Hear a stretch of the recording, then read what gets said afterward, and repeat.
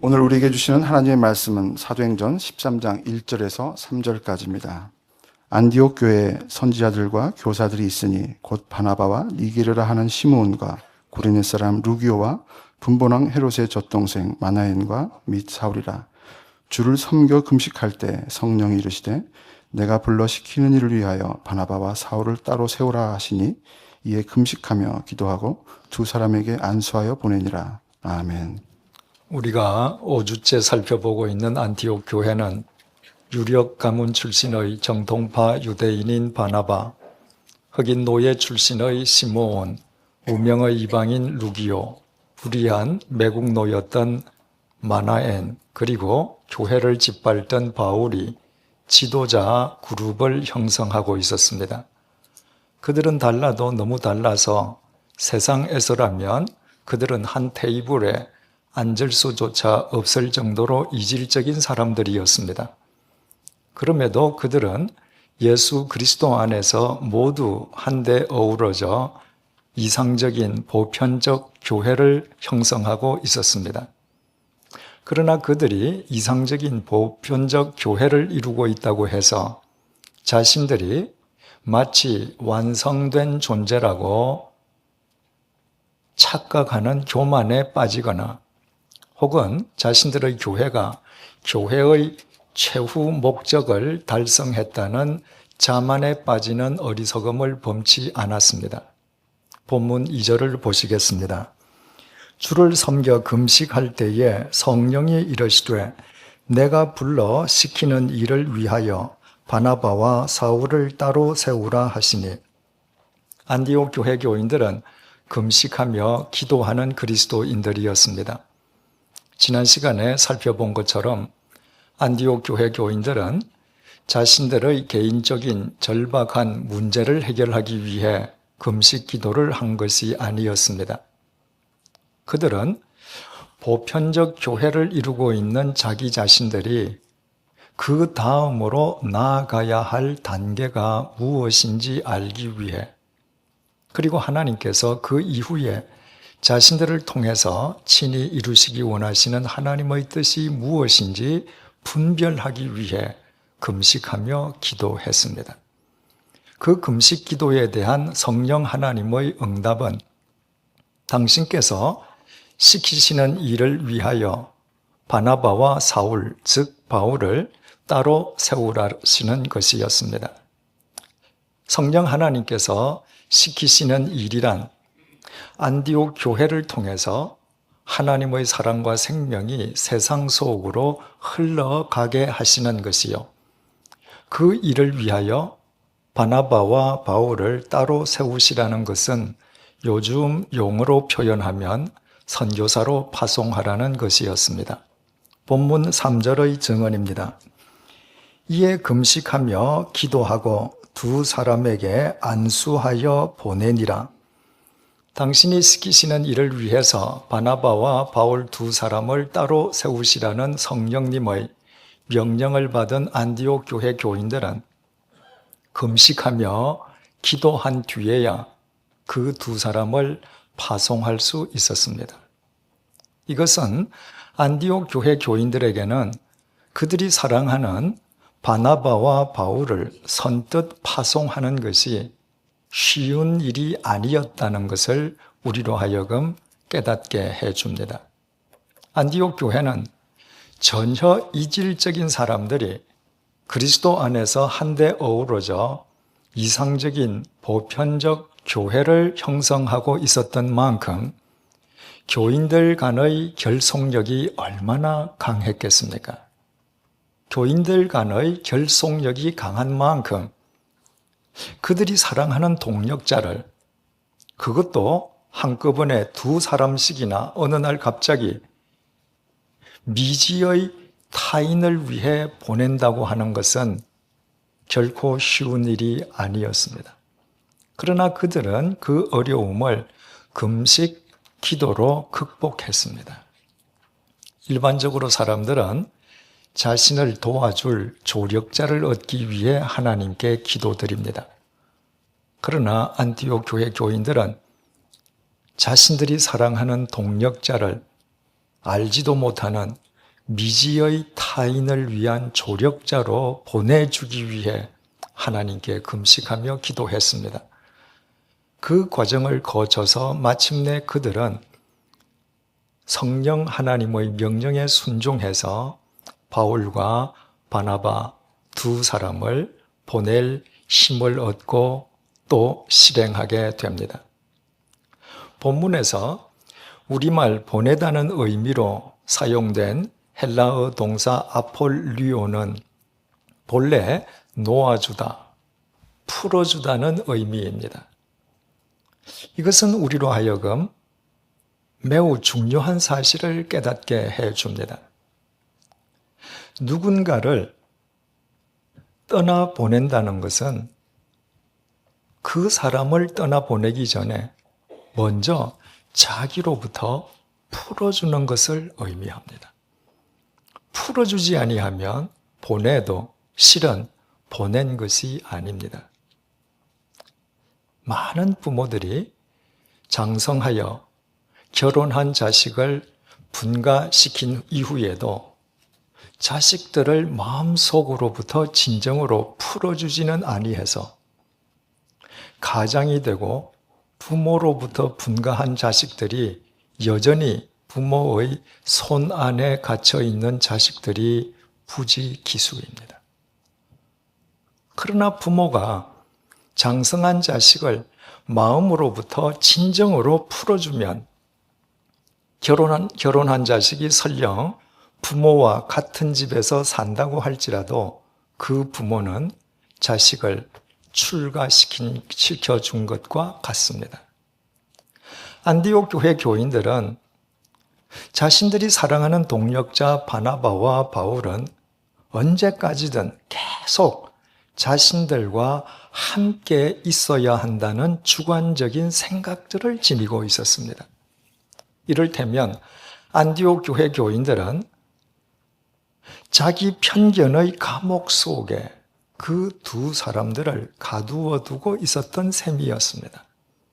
그렇지만 두 사람을 따로 세우라는, 보내라는 하나님의 명령에 순종해서 그들은 자기 편견의 감옥으로부터 두 사람을 과감하게 풀어주었습니다. 중요한 사실은 본문 4절이 이렇게 이어지고 있다는 것입니다. 두 사람이 성령의 보내심을 받아 실루기아에 내려가 안디옥 교회 교인들이 금식하고 기도한 뒤에 보낸 바나바와 바울은 성령님의 보내심을 받아 실루기아로 내려갔습니다. 다시 말씀드리면 3절에서는 두 사람을 보낸 주체가 안디옥 교회 교인이었는데 4절에서는 두 사람을 보낸 주체가 성령 하나님으로 바뀌었습니다. 그리고 4절에서 보내다는 의미로 사용된 헬라어 동사 에크펜포는 3절에서 풀어주다는 의미로 사용된 아폴리오와는 달리 명실상부하게 보내다는 의미입니다. 이건 역시 우리에게 대단히 중요한 메시지를 던져주고 있습니다. 안디옥 교회 교인들은 성령님의 명령에 순종해서 자신들이 사랑하던 바나바와 바울을 자기 편견의 감옥으로부터 풀어주었고, 그때 그들은 성령 하나님께서 두 사람을 당신의 도구로 삼으셔서 당신이 원하시는 곳으로 보내시는 것을 그들의 두 눈으로 확인할 수 있었습니다. 우리는 여기에서 안디옥 교회 교인들에게 사랑은 구체적으로 무슨 의미였는지를 깨달을 수 있게 됩니다. 안디옥 교회는 정통파 유대인 바나바, 흑인 노예 출신 시므온, 무명의 루기오, 매국노 출신인 마나엔, 교회의 대적이었던 바울이 예수 그리스도 안에서 이상적인 보편적 교회를 이루고 있었던 만큼 그들 간에 사랑이 없었다면 그것은 결코 불가능했을 것임은 재론의 여지도 없습니다. 그런데 그들에게 있어서 사랑은 상대를 서로 자기 편견의 감옥으로부터 풀어주는 것. 즉, 서로 상대를 더 이상 자기 편견의 감옥 속에 가두어 두지 않는 것이었습니다. 바나바는 정통파 유대인 출신인 만큼 유대교와 완전히 단절한다는 것은 불가능할 걸.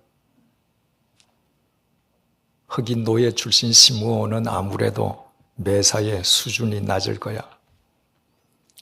이방인 루기오가 과연 복음의 진수를 제대로 알 수나 있을까? 불의한 매국노였던 마나엔이 예수님을 영접했다고 해서 얼마나 달라졌겠어? 교회를 짓밟던 바울이 회심했다 한들 그 난폭했던 성질이 어디로 가겠어? 이런 식으로 안디옥 교회 교인들은 서로 상대를 자기 편견의 감옥 속에 묶어두지 않았습니다. 일반적으로 사람들은 누군가와 대화를 나누면서도 상대의 말을 제대로 들으려 하지는 않습니다. 단지 상대의 말에 대한 자기 자신의 주관적인 해석과 이미지만을 수용해서 기억할 뿐입니다. 또 한 번도 만나본 적이 없는 사람을 제3자의 말에 입각해서 임의로 속단해 버리기도 합니다. 이처럼 대부분의 사람들은 자신이 직접 만났거나 혹은 간접적으로 알게 된 사람들을 자기 편견의 감옥 속에 가두어 놓고 살고 있습니다. 이런 사람들이 아무리 모여도 보편적 교회를 이룰 수는 없습니다. 그런 사람들 사이에는 오해와 오인, 대립과 갈등이 멈출 도리가 없습니다. 그리스도인에게 사람을 사랑한다는 것은 그 사람을 자기 편견의 감옥으로부터 풀어주는 것입니다.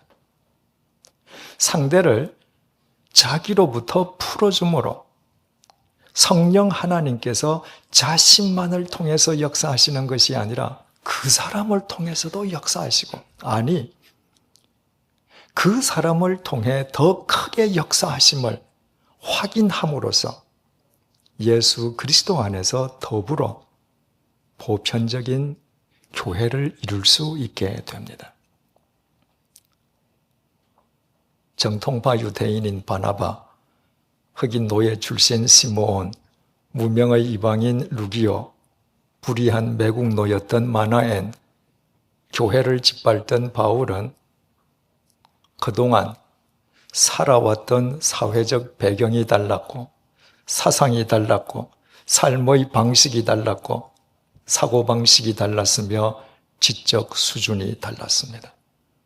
그렇다면 그들 간에 사회적, 문화적, 이념적, 교육적 차이로 인한 갈등이 왜 없었겠습니까?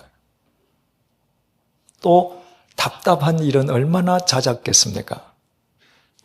그러나 그들은 그 누구도 상대를, 심지어는 흑인 노예, 불의한 매국노, 교회의 대적 출신마저도 자기 편견의 감옥 속에 가두어 두려 하지 않았습니다. 그들은 모두 예수 그리스도 안에서 거듭난 존재 그 자체인 상대를 서로 존중했습니다. 그때 그들은 자기 자신들보다 상대를 통해 더 크게 역사하시는 성령 하나님을 확인함으로써 예수 그리스도 안에서 이상적인 보편적 교회를 지속해 갈 수 있었습니다. 하나님께서 그와 같이 사람을 풀어줄 줄 아는 안디옥 교회를 당신의 통로로 삼아 세상 속으로 당신의 사랑과 생명이 흘러가게 하신 것은 당연한 일이었습니다. 사람을 사랑한다는 것은 그 사람을 자기 편견의 감옥으로부터 풀어주는 것이기 때문입니다. 결국 안디옥 교회 교인들은 서로 상대를 자기 편견의 감옥으로부터 풀어줌으로 예수 그리스도 안에서 이상적인 보편적 교회를 이룰 수 있었고, 나아가 그들이 사랑하는 동력자 바나바와 바울마저 풀어줌으로 그들은 하나님께서 당신의 사랑과 생명을 세상 속으로 흘려보내시는 하나님의 통로로 쓰임받을 수 있었습니다. 오늘날 한국에서 세상 속으로 하나님의 사랑과 생명을 가장 이상적으로 흘려보내고 있는 보편적 교회를 꼽으라면 강원도 황지 소재의 예수원일 것입니다. 그곳에 상주하고 있는 회원들은 연령, 학력, 경력, 이념을 초월해서 모두 예수 그리스도 안에서 보편적 신앙 공동체를 이루고 있고, 하나님께서는 그 예수원을 통해 이 혼탁한 세상 속으로 샘물과도 같은 당신의 생명과 사랑을 계속 공급하고 계십니다. 그러나 예수원이 처음부터 이상적인 보편적 신앙 공동체였던 것은 아닙니다.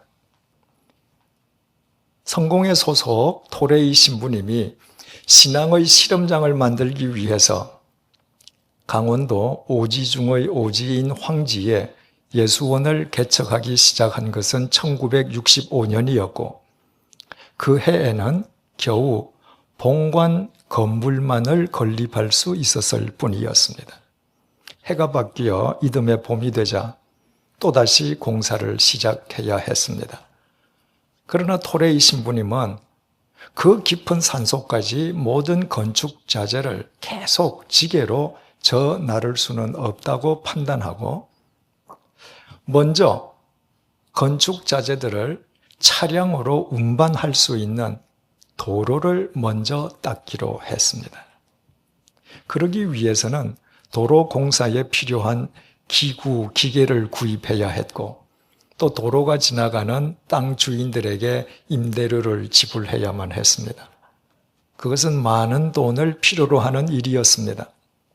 그러나 반드시 도로 공사가 선행되어야 한다고 판단한 토레이 신부님은 후원자들이 다른 목적으로 헌금한 돈을 전용해서라도 먼저 도로 공사를 시작하려고 했습니다.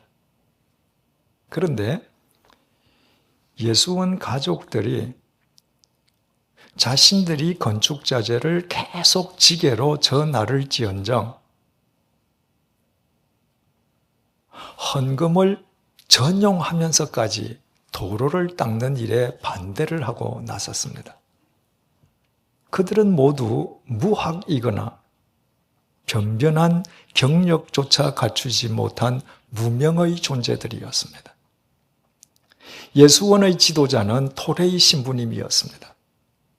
그러므로 프린스턴 신학대학의 하버드 대학 출신인 토레이 신부님은 자신의 직책과 권위로 그 변변찮은 예수원 가족들의 반대를 가볍게 눌러버릴 수 있었습니다.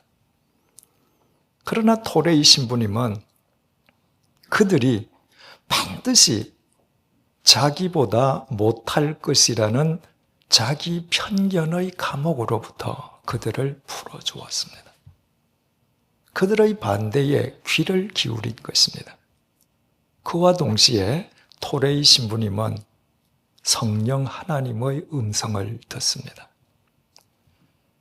매듭짓기라는 책 속에서도 제가 상세하게 밝혔습니다마는 토레이 신부님의 부인 죄인 토레이 여사가 쓴 자신의 자서전 예수원 이야기 속에는 그 당시에 토레이 신부님이 들었던 성령 하나님의 음성 내용과 그 이후의 일이 상세하게 기록되어 있습니다.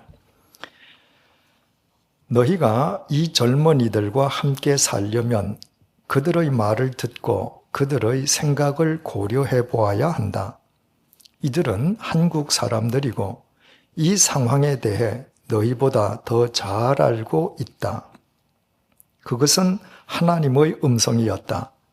그분의 도우심으로 우리는 도로를 내겠다는 소중한 소망을 포기했다. 이것은 우리의 목적이 좋은 도로와 큰 건물을 가지는 것이 아니라 하나님의 가족이자 그리스도의 몸으로서 하나가 되어 살면서 하나님의 사랑을 나타내는 것이라는 사실을 새롭게 깨닫게 해 주었다. 그렇다. 우리는 도로를 가지려는 우리의 욕망에 대해 죽었다. 예수님은 부활 전에 사흘을 무덤에 계셨다. 우리는 3주 동안 죽은 상태로 있었고 도로 없이 지내야 한다는 생각에 익숙해지고 있었다. 그러던 어느 날 한 광업 회사가 기계와 트럭을 가지고 와서 우리 집 앞을 지나는 도로를 만들고 산 꼭대기까지 길을 냈다. 숲속에 있는 나무를 베기 위해서였다. 그들은 그 작업을 끝낸 후 우리에게 그 길을 무상으로 주었다.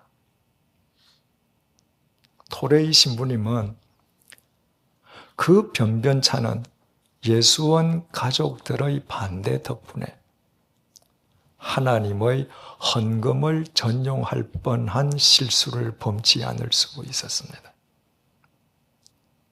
이 일 이후로 예수원 가족들은 서로 상대를 자기 편견의 감옥으로부터 풀어주면서 예수 그리스도 안에서 전혀 이질적인 사람들이 이상적인 보편적 신앙 공동체를 이루어갈 수 있었습니다. 상대를 자기 편견의 감옥으로부터 풀어줄 때 하나님께서 상대를 통해 더 오묘하게 역사하심을, 자기보다 작은 자를 통해 더 크게 역사하심을 그들이 자신들의 두 눈으로 똑똑히 확인했기 때문입니다. 이처럼 자기 편견의 감옥으로부터 사람을 풀어주는 법을 터득하고 실천하는 예수원을 통해 하나님께서 이 세상 속으로 샘물과도 같은 당신의 생명과 사랑을 계속 흘려보내고 계시는 것은 조금도 이상한 일일 수 없습니다. 저는 결혼을 앞둔 청년들에게 결혼은 상대를 다 알아서 하는 것이 아니라 결혼함으로써 상대의 실상을 알게 되는 것이라는 말을 해주곤 합니다. 많은 청년 커플들이 몇 달 혹은 몇 년 사귄 것으로 상대를 다 알았다고 속단합니다. 자신을 낳아준 부모도 이해하기 어려울 때가 얼마나 많습니까? 그렇다면 겨우 몇 달 혹은 몇 년 사귀고 어떻게 상대를 온전히 알 수 있겠습니까? 그 경우 상대를 안다는 것은 상대의 실상이 아니라 자신의 생각이나 바람이 빚어낸 상대의 허상일 뿐입니다. 남자와 여자는 결혼해서 한 공간 속에서 서로 부대끼고 살아가는 가운데 비로소 상대의 실상을 알아가게 되는 것입니다. 그런데도 많은 사람들이 상대를 다 알았다고 속단하는 교만한 마음으로 결혼한 뒤에 일평생토록 부부가 함께 살면서도 자기 남편이 어떤 남자인지, 자기 아내가 어떤 여자인지 알지 못한 채 살아가는 불행한 부부가 우리 주위에는 너무나도 많습니다. 그들은 모두 자신의 배우자를 자기 편견의 감옥 속에 가두고 살아가는 사람들입니다. 그런 상태로는 100년을 산다 한들 두 사람은 절대로 한 몸을 이룰 수 없습니다. 모든 부부는 하루라도 빨리 자기 편견의 감옥으로부터 상대를 풀어주어야만 합니다. 그때부터 내 남편이 얼마나 속이 깊은 사람인지, 내 아내가 얼마나 지혜로운 사람인지 매일 알아가는 기쁨을 누릴 수 있습니다. 사랑은 자기 편견의 감옥에서 상대를 풀어주는 것으로부터 시작되기 때문입니다. 자식 사랑도 마찬가지입니다. 많은 부모들이 자기 자식을 자기 편견의 감옥 속에 가두어 두고 자신이 원하는 자식으로 만들어 가려고 합니다. 그것은 사랑이 아니라 사육일 뿐입니다. 크리스천 부모는 자식을 사육할 것이 아니라 사랑해야 합니다. 그건 역시 자기 편견의 감옥으로부터 자식을 풀어주는 데서부터 시작됩니다. 부모가 원하는 자식으로 자식을 만들려 할 것이 아니라 자식이 스스로 되기 원하는 사람이 될 수 있게끔 자식을 도와주어야 한다는 말입니다. 크리스천 부모는 자식의 결혼식도 부모의 그릇된 체면, 자존심, 허욕, 허세의 감옥으로부터 풀어주어야 합니다. 결혼의 본질이 무엇입니까? 결혼은 젊은 남녀가 만나 서로 한 몸이 되어 가정을 이루는 것 아닙니까? 그러므로 결혼 예식은 모든 사람이 축복해야 할 신성한 예식입니다. 그런데 결혼의 본질과는 아무런 상관도 없는 예단과 혼수 문제로 자식과 사돈될 사람의 가슴을 멍들게 하는 부모들이 얼마나 많은지 모릅니다. 가슴 아픈 현실은 많은 크리스천 부모 역시 예외가 아니라는 것입니다. 참된 크리스천 부모라면 결혼을 앞둔 자식 앞에서 우리는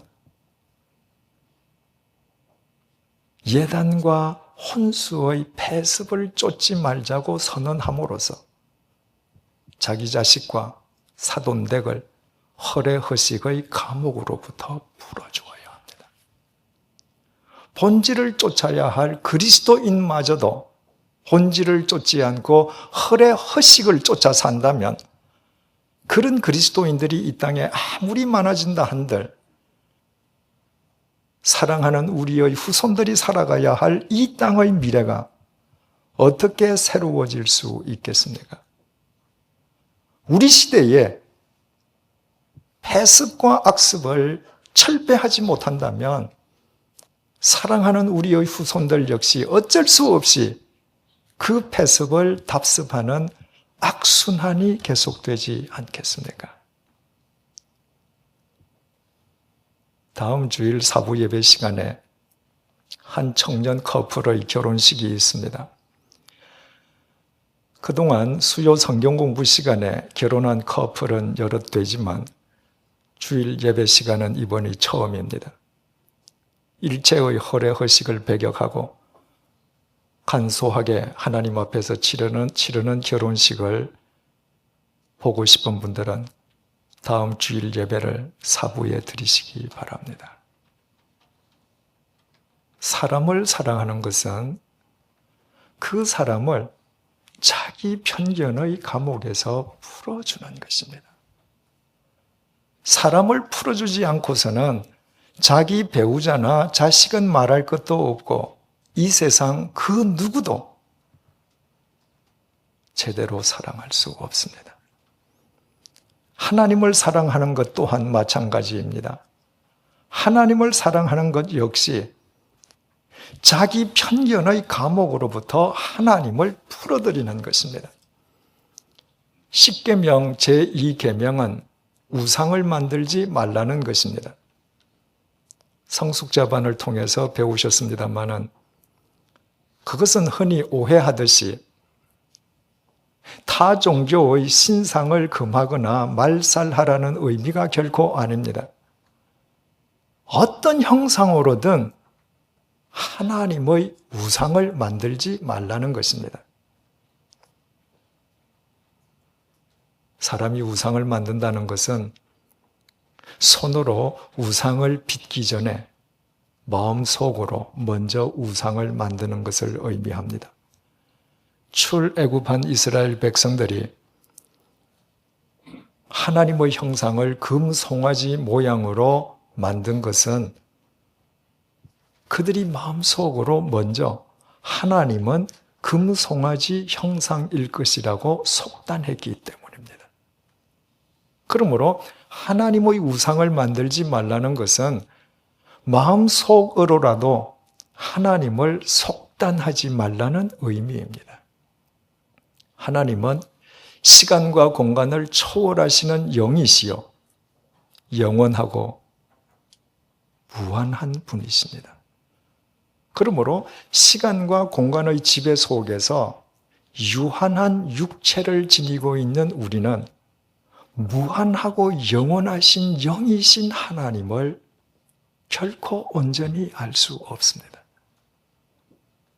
우리가 육체의 허물을 벗고 영으로 영이신 하나님을 뵐 때까지 우리는 계속 하나님을 알아가는 과정 속에 있습니다.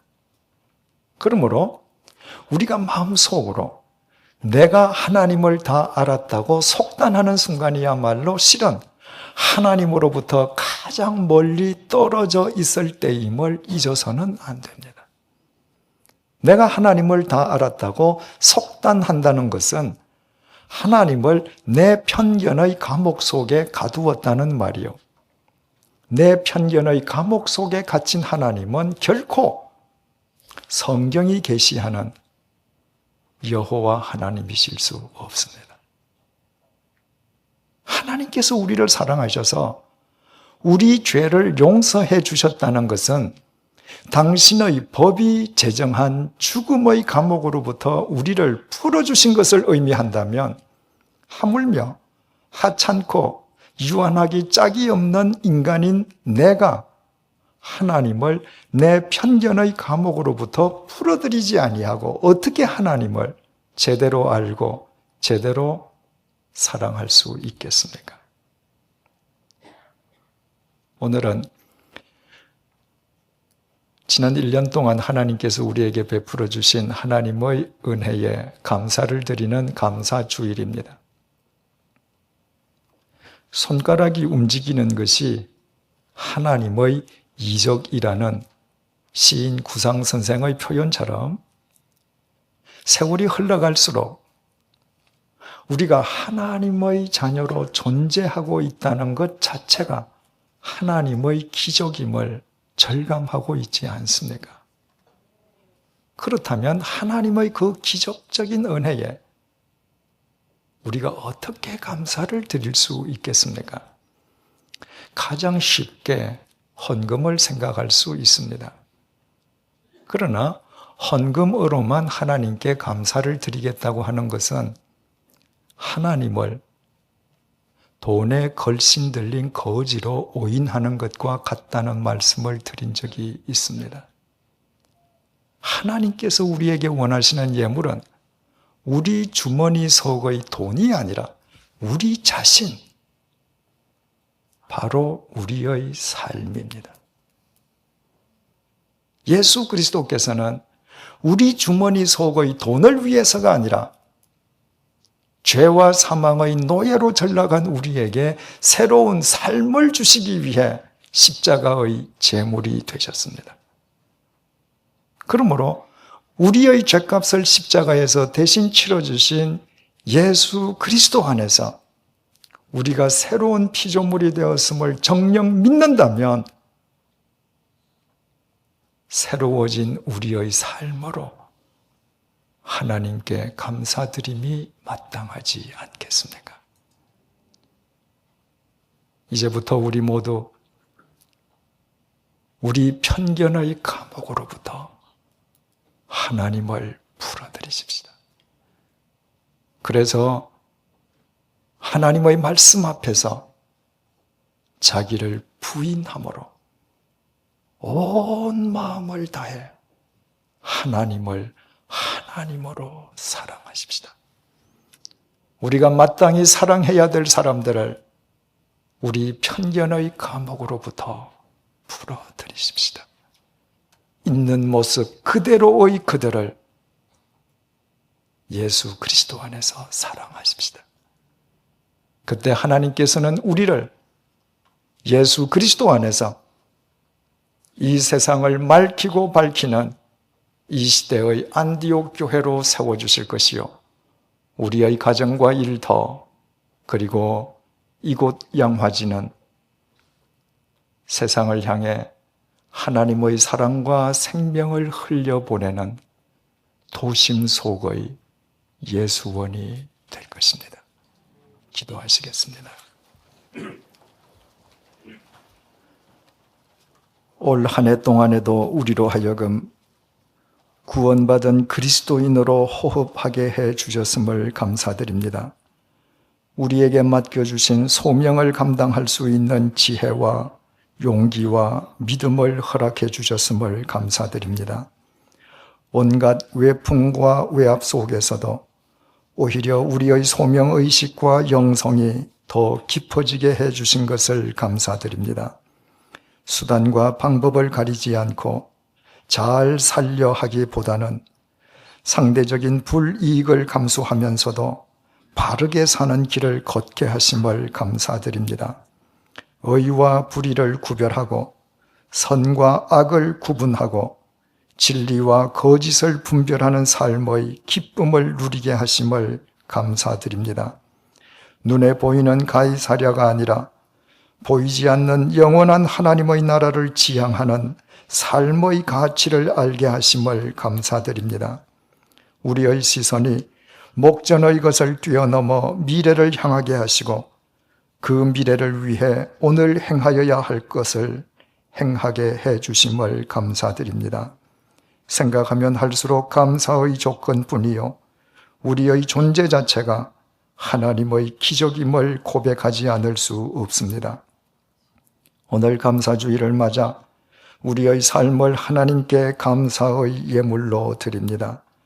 우리 모두 하나님을 우리 편견의 감옥으로부터 풀어드립니다. 하나님의 말씀 앞에서 자신을 부인하는 우리의 삶 속에 하나님께서 하나님으로 임하시어 허망한 우리의 뜻이 아니라 선하신 하나님의 뜻을 이루어 주십시오. 우리가 마땅히 사랑해야 할 사람들을 우리 편견의 감옥으로부터 풀어드립니다. 그분들과 더불어 예수 그리스도 안에서 이상적인 보편적 교회를 이룰 수 있도록 도와주십시오. 그리하여 우리 자신이 이 세상을 맑히고 밝히는 이 시대의 안디옥 교회가 되게 해주시고 우리의 가정과 일터 그리고 이곳 양화진이 세상을 향해 하나님의 사랑과 생명을 끊임없이 흘려보내는 도심 속의 예수원이 되게 해 주십시오. 예수님의 이름으로 기도드립니다. 아멘.